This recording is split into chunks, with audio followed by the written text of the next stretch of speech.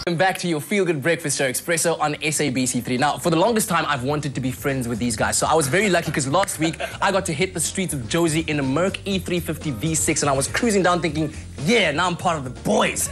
But they've got one up on me because they did some other things this week that we're going to be talking about right now. What's up, guys? Absolutely. Morning. So have I entered the League of Extraordinary Gentlemen? Yes, you have. Yes, you have. Yeah. We've got some extraordinary tales for you this week. But we do. Well, let's start with some news. We've got some news from Rolls-Royce. Now, Katlego, literally every day, somebody comes up to me and says, Chiro, you know about cars. I'd like to work for Rolls-Royce. Can you help? Every day. Every day it happens. Okay. And I've got some good news. You see, even though the world's been bankrupt for the last 5 years, Rolls-Royce had its best sales year ever in 2011. Yep. So they're hiring. If you walk past, there's a little sign on the window, inquire within. So they're hiring 50 people, and if you've got any experience in automotive, marketing, or mechanical, whatever it is, just Google Rolls-Royce careers and send your CV, and I want a referral fee. I want to know what the perks of the job are, because I want to know that I can drive a Rolls-Royce if I'm working for Rolls-Royce. Everybody in the company should drive a Rolls-Royce. Yeah. I agree with you. Exactly. Absolutely. All right. And then every week on Expresso as well, we tell you, we drive cars, we tell you whether we like them or not and how much they cost, and then you ignore us and go out and buy exactly what you would have bought anyway. But it's actually very difficult to work out how much a car will actually cost you in the real world over 5 years. A company in America has got some maths geniuses together, and they've done a whole bunch of logarithms or whatever they do, and they've come up with a set of statistics that reckon that the cheapest cars to own over 5 years are two cars that are available in South Africa: the Mazda MX-5, which is the two-seater roadster, and the Mazda 5 7-seater, which is ridiculously cool. It's the one with the kind of Star Trek doors. If your parents buy one, you'll walk into folklore at school, and they'll drop you off, and just got these like the doors that kind of open. And then exactly. You can do so much. You can do so much stuff. They're remote controlled as well. They're brilliant. Yeah. Do they come with lightsabers? They should. They really should. And I actually recommended one to my boss's wife, and they're very happy. So it's going well. Yeah. Excellent. Yeah. But now also onto something that. So the car review of the week, right? When Gav was here last week on his own, I was actually boarding a flight to George for the launch of the BMW M5, the brand new one. Oh. And beast. Yeah, honestly, this car is just unbelievable. You will not believe the power that they're getting out of this V8. I mean, to put this in context, this engine produces 412 kilowatts. Now, that means it has more power than the Bentley Continental, the Audi R8 V10, the Lamborghini Gallardo, the Nissan GT-R, and the Porsche 911 Turbo. Yeah. And this is in a four-door... not combined. Yeah, not combined. Yeah, I was about to say, gee whiz, man, come on. It really is a supercar that is in a business suit. It is an executive car, and it's just bonkers amounts of power. And this is the car that BMW put all of their effort into. The 5 has always been their flagship car. The flag carrier, yeah. And you got to drive it for a while. I did indeed. So I got my first taste of this power when we were driving through what can only be described as a monsoon between George and PE. Honestly, overtaking trucks required faith. That's what you needed to get past this truck. A lot of kilowatts. Yeah. I put my foot down at about 120 to get past the truck in 4th gear, and the car started sliding. It actually broke. It actually broke traction. It basically wheel spins in 4th. And I mean, our viewers out there, if whatever car you have in the garage, it takes a bit of an effort to ride the clutch in first gear. And this is in 4th gear at 120 k's an hour. There's enough torque. So thankfully, we all made it to the racetrack in one piece. Yeah. That is so cool, man. And then also every week people ask us, like, what is the best car, as journalists, what is the best car you've driven? And then they ask us straight after that, what happens if you crash one? And in the interests of professional journalism, we have an answer for you. It's a PC answer. I had a pretty massive accident in the M5. You're kidding me. No. On the racetrack, wet racetrack, traction control off. Came around an S-bend, came around the left-hander, must have been doing about 110, 120. Whoa. Car came around on me. And I just, and I mean, you hear... Are you okay, though? Yeah, I'm absolutely fine, thank goodness. Everyone else is cool? Everyone's fine. You know, the thing is, you hear people have accidents and they tell you a million things. Oh, there was a squirrel. Formula and One drivers. Formula One drivers are brilliant. I just got back to the pits and I said, guys, I ran out of talent. And your bank account too much coffee. But your bank account is cool. You know what? That was the thing. The BMW people, they were incredibly nice about it. It made me feel a bit better because I was mortified. Yeah. And I must point out, Chira is a phenomenal driver. And I do believe there's a ratio when you get to talent and kilowatts. And I think the scales just slightly... And the BMW threw me off. Yeah. Exactly. Now, something that also kind of mortified you, we talk about bras today. It's shopping for your lady for lingerie. I believe you have one of those stories that was kind of click, click, click. Oh my goodness. You know what it is for me? I know, from crash stories to shopping horror stories. But can I tell you what bothers me the most about going shopping? And it happens every single time.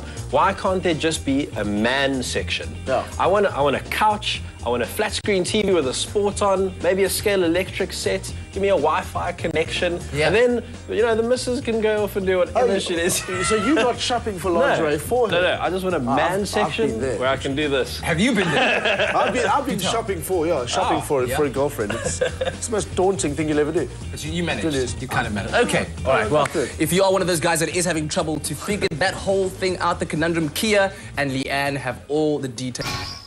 Stay with Expresso and SABC3.